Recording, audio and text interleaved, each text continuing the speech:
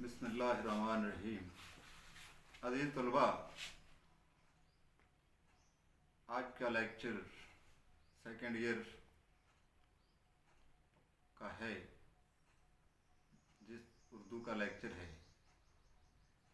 जिस तरह पिछले सेशन में फर्स्ट ईयर में आपने उर्दू मेरे पास पढ़ा था, अब भी फर्स्ट ईयर में भी 100 नंबर का था, 20 नंबर की मारूजी और 80 का इंशाइया।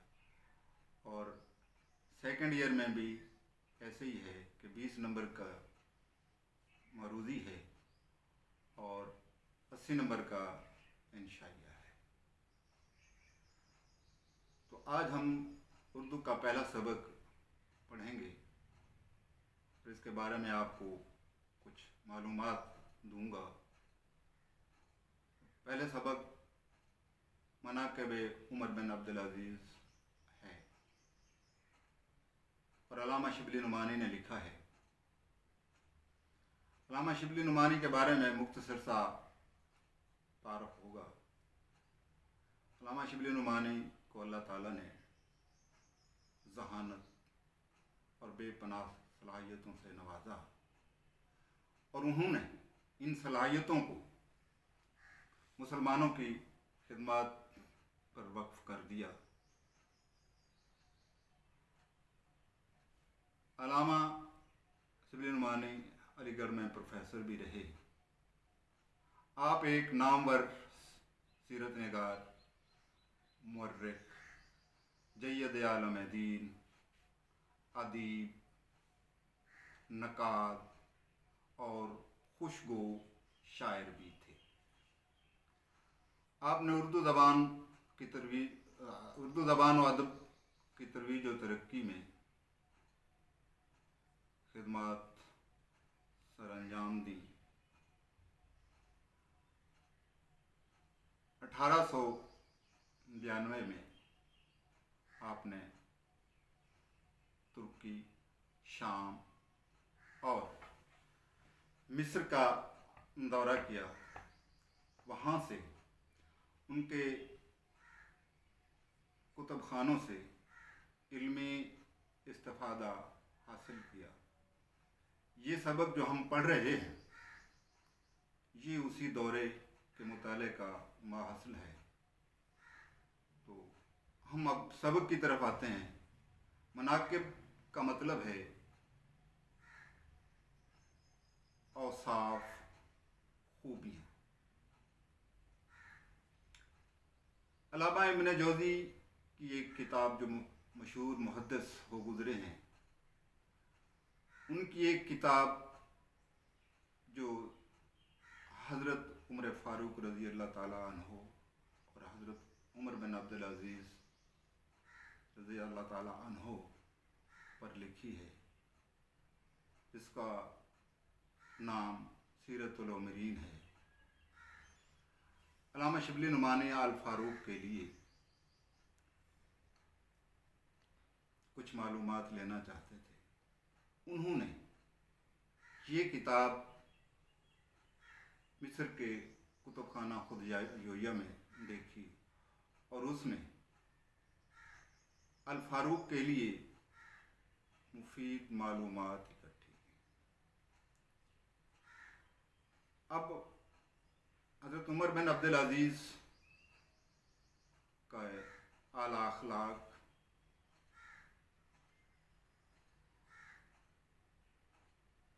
गैर मज़हब वालों से उनका तर्ज़ अमल, अदल व इंसाफ को इस किताब में लिया है। उमर बिन अब्दुल अज़ीज़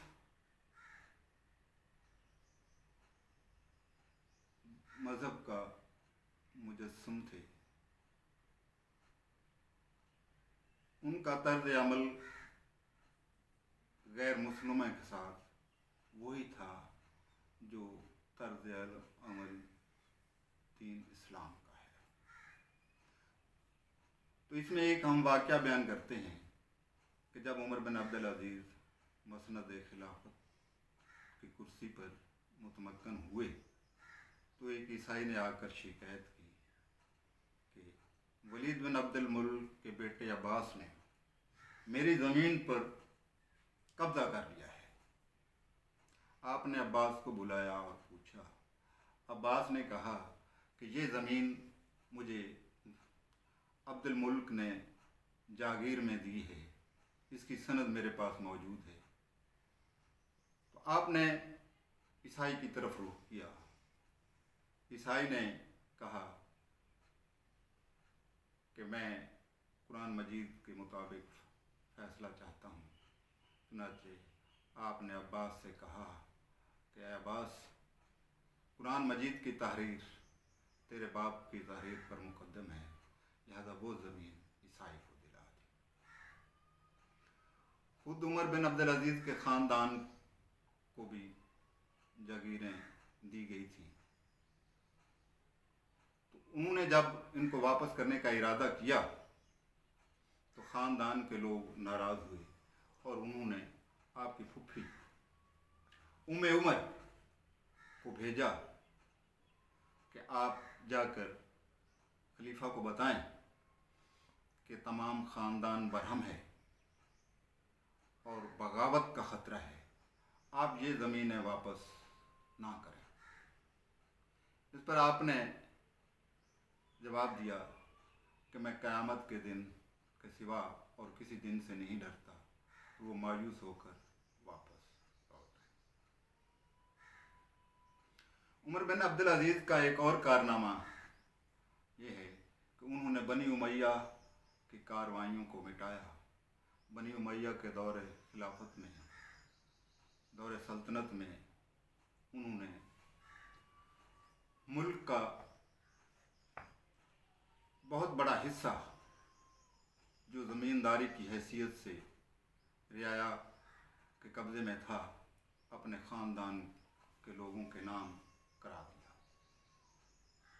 जब उमर बिन अब्दुल अजीज़ मसनद खिलाफत पर आए तो आपने इन तमाम जायदादों को, जागीरों को वापस करने का इरादा किया, ठीक है, और वापस कर दी। उमर बिन अब्दुल अजीज़ ने इन जागीरों के वापस करने के लिए मज़हबी उलमा से भी राय ली, जिनमें मकहूल, मैमून बिन महरान, अबू कलाबा। तो मकहूल ने दबकर जवाब दिया। मैमून बिन महरान ने कहा कि ये आप अपने बेटे अब्दुल मुल्क को बुला लीजिए, उनकी राय लीजिए। जब अब्दुल मुल्क आए उन्होंने कहा कि बिल्कुल ये जायदादें या जागीरें उनको वापस कर देनी चाहिए, ना हमको लेने का हक़ था ना उन्हें देने का। चुनाचे ये जागीरें वापस करने का मशवरा हुआ और उनके बेटे अब्दुल मुल्क ने कहा कि अगर आपने ये जागीरें वापस ना की तो आपका शुमार भी उन्हीं ज़ालिमों और गासिबों में होगा। उमर बिन अब्दुल अजीज़ के अपने एक ग़ुलाम जिनका नाम मज़ाहिम था, उनको वो बहुत मानते थे। तो लोगों ने जो ज़मीनें हमको दी, ना वो देने के मजाज थे, ना हमें लेने का हक़ था। तो आपने कहा कि इस बारे में तुम्हारी क्या राय है? मज़ाहिम ने जवाब दिया, या अमीरुल मोमिनीन, आपको मालूम है कि आपके बाल बच्चे हैं, उनका गुज़र कैसे होगा? उमर बिन अब्दुल अजीज़ के आंसू निकल आए और कहा कि उनका मालिक खुदा है, और ये कहकर घर चले गए। मज़ाहिम वहाँ से उठे और उनके बेटे अब्दुल मुल्क के पास गए और उन्हें कहा कि गज़ब हुआ चाहता है कि उमर बिन अब्दुल अजीज़ अपनी जागीरों से दस्तबरदारी का ऐलान करने वाले हैं। तो अब्दुल मुल्क ने कहा, अस्तग़फिरुल्लाह,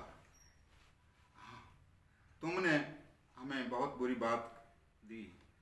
अब्दुल मुल्क, लोग बहुत बुरी बात की है। और अब्दुल मुल्क उसी वक्त उठे और अपने वालिद के पास गए। बाहर पहरे वाला मौजूद था। उसने कहा कि कि तुम लोग अमीरुल मोमिनीन को आराम नहीं करने देते। अब्दुल मुल्क ने कहा कि जाओ बताओ तो सही। ये इसी गुफ्तगू को उमर बिन अब्दुल अजीज़ ने सुन लिया और अपने बेटे को बुला लिया और उन्हें कहा कि ये कौन सी मुलाकात का वक्त है। तो उन्होंने कहा कि आप जितना जल्दी करें ये जागीरें वापस करने का ऐलान कर दें। जब उन्होंने कहा कि ये जागीरें मैं ज़ोहर की नमाज के बाद वापसी का ऐलान कर दूँगा, लेकिन अब्दुल मुल्क ने कहा कि आपको क्या मालूम है कि उस वक्त तक आप जिंदा रह सकते हैं। चुनाचे आप उसी वक्त उठे और शहर में मनादी करा दी। लोग मस्जिद में जमा हो गए।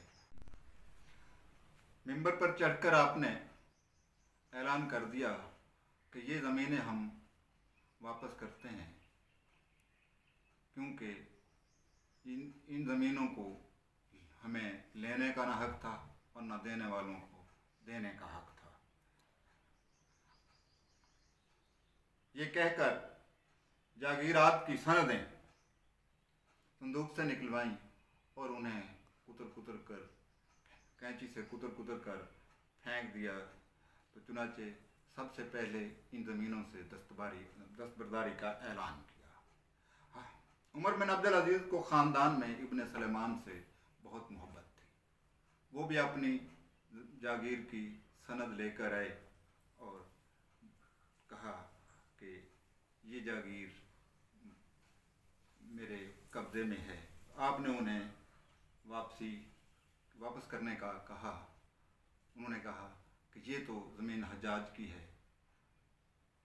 और हज्जाज ने लोगों की ज़मीनों पर कब्ज़ा किया था और ये आम लोगों की ज़मीन है। तो आपने कहा कि ये आम लोगों को मिलनी चाहिए। तो आपने इब्न सलेमान से भी वही बर्ताव किया जैसा आपसे बर्ताव कर रहे थे। बनु उमैया के अमाल में सबसे ज़्यादा कौम को बर्बाद करने वाला वाक़या है। उन्होंने आज़ादी और हक गोई को ख़त्म कर दिया था। जब अब्दुल मुल्क तख्त पर बैठे, उन्होंने हुक्म दिया कि मेरी बात पर कोई भी शख्स न तनकीद कर सकता है और न रोक टोक कर सकता है। तो इस पर लोग आज़ादी पसंद अरब की ज़बानें बंद ना हुई, लेकिन ताहम इसमें कुछ फ़र्क आ गया और इसके बरक्स उमर बिन अब्दुल अजीज़ जब मसनद खिलाफत पर बैठते तो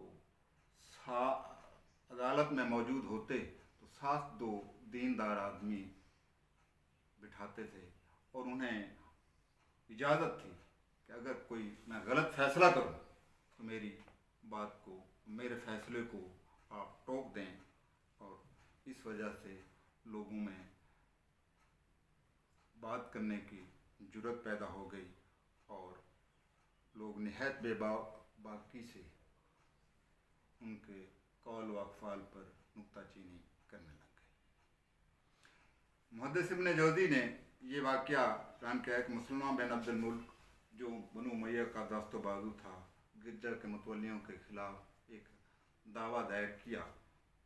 तो फरीक मुकदमा जो ईसाई था खड़े होकर बात कर रहा था और मुसलमान को ख़ानदानी ज़ाम था और वो बैठकर बात कर रहा था। आपने उसे भी खड़े होने का कहा कि आपका फरीक मुकदमा खड़ा है तो आप भी खड़े होकर बात करें या किसी और को मुकर्रर करें। और वो मुकदमे का फ़ैसला भी ईसाई के हक़ में दे दिया और वो मुतनाज़ गिरजा की ज़मीन जो है ईसाइयों को मुतवल्लियों को दिला दी। उमर बिन अब्दुल अजीज़ ईसाइयों और यहूदियों के पास अक्सर मेहमान होते थे और उनके खाने की कीमत दे दिया करते थे। वफ़ात के वक्त जो उन्होंने अपने मकबरे के लिए जो ज़मीन पसंद की वो एक ईसाई की थी और ये उन्होंने 30 दीनार देकर ख़रीदी थी। उमर बिन अब्दुल अजीज़ की सल्तनत और हुकूमत का असल असूल मसावत और जमहूरियत था। उनके कहते थे कि तमाम लोग यकसा हैं, बादशाह को किसी किस्म की किसी पर कोई तरजीह हासिल नहीं। आपके खाने का तरीक़ाकार ये था कि शाही लंगर खाने से मुसलमानों के लिए जो लंगर चलता था आप उसी में रोज़ाना 1 दीनार भेज दिया करते थे और उसी में जाकर खा लेते थे और साथ ही आम लोगों के साथ बैठकर खाते थे। एक दफ़ा मस्जिद में आप गए, वहाँ कोई मस्जिद के सहन में एक शख्स लेटा हुआ था। आपके पाँव की ठोकर उनको लग गई तो वो गुस्से से कहने लगा कि तू पागल है। साथ पुलिस के आदमी मौजूद थे, उन्होंने उसे सज़ा देने चाहिए। आपने कहा इसने क्या जुर्म किया है, इसने तो सिर्फ यही पूछा है कि क्या तू पागल है, और मैंने कहा नहीं। उमर बिन अब्दुल अजीज़ जब मरने लगे तो मुसल्ला बिन अब्दुल मुल्क ने कहा कि वसीयत कर जाइए,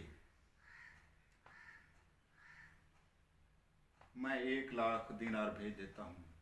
आपने कहा नहीं, ये रकम उन्हीं लोगों को वापस कर दो जिनसे आपने ली है, और मुसलमान बेअख्तियार रो पड़े। इस सिलसिले में एक बयान काबिल है